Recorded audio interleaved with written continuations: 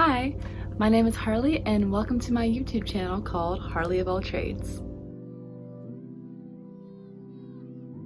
I am a 23-year-old soon-to-be college grad, and I'm making this series to address things like perfectionism, imposter syndrome, the fear of failure, and other mental health things. My main purpose is to address these things through doing hobbies. Let me explain.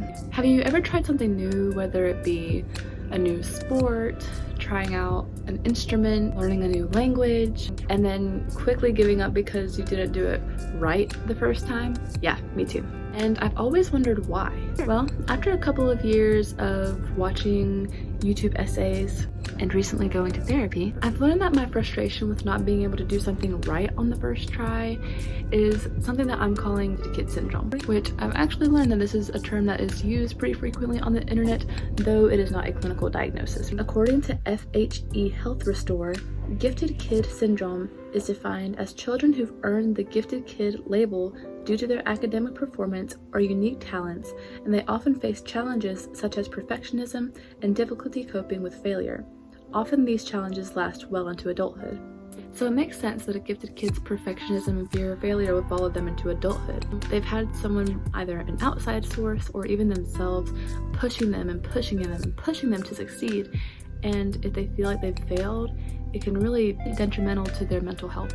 Psychology today defines perfectionism as a trait that makes life an endless report card on accomplishments or looks.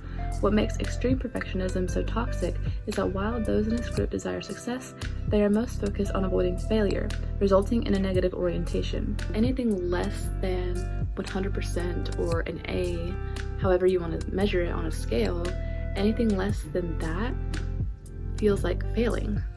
And I think a lot of this perfectionism and this gifted kid syndrome is also kind of related to how we view productivity in America. If you're not being productive with something, then you're lazy. If you're not contributing something every second of every day to society, then you're just seen as a lazy person. Hi, Obi. Mommy's addressing the nation right now. So with that, it feels like productivity it feels like there's not really much room to be leisure with your time, to have relaxing time, have leisure time, because we're trying to maximize so much of our time to be productive in some way, to have an end product that will somehow be conducive to society, which is why I think that hobbies and other leisure activities, fun activities, are kind of few and far between nowadays. I do think that COVID-19 sort of changed our perspective a bit on how we choose to spend our time. Obviously, we still want to be productive in some way, but that doesn't necessarily mean using all 24 hours in a day to be productive to work or society or whatever it may be. I think a lot of us want to take some of that time in our day for ourselves and just enjoy life. From Harvard Health, quote, researchers say hobbies such as arts and crafts, games, gardening, volunteering, or participating in clubs involve creativity, sensory engagement, self-expression, relaxation, and cognitive stimulation, which are linked to good mental health and well-being. Plus, taking part in hobby groups keeps you socially connected, which helps reduce loneliness and isolation. From Mercer's Health, while some data has shown that the use of drugs and alcohol increased during the COVID-19 pandemic, we found that many also coped during its darkest days by doing healthy activities like cooking, reading, and gardening. Engagement in healthy habits and hobbies appear to increase to cope with the negative impacts of the pandemic, demonstrating that many were resilient. So the way that the series is going to work is each week I'm going to announce one new to me hobby that I'm going to try, and I'll be doing these hobbies during the weekday. After I announce my hobby of the week, I'll then do a brief history of that hobby and then document my experience doing that hobby for 5 days. At the end of each hobby week, I'll then do a reflection.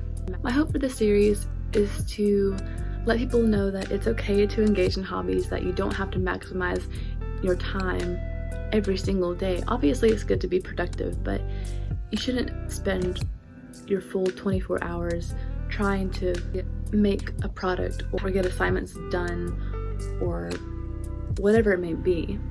You're allowed to have time for yourself. You're allowed to participate in hobbies without the fear of it being perfect when you do it. Just enjoy the process of doing it. I also have an Instagram that accompanies this channel where I post some little mental health tips almost every day, and I also have some little reflection questions for anyone that would like to answer them. I hope the series will inspire you to try new things, embrace imperfection, and have fun. Thank you so much for following along, and I'll see you in the next one. Bye!